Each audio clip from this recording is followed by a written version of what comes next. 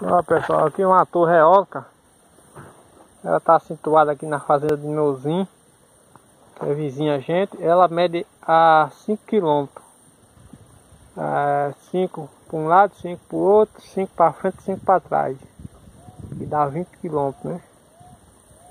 Dá 5 km é a extensão. Então, como aqui é lá perto da gente, ela mede até a fazenda lá da gente lá. Essa torre aqui é onde ela diz onde o vento, para onde o vento vai, de onde vem, e a velocidade dos ventos, que é para saber quantas torres pega e qual a capacidade de uma torre gerar a energia. As torres eólicas só é colocada através dessa daqui. Esse daqui é o que diz que uma torre eólica vai gerar por mês a quantidade de energia.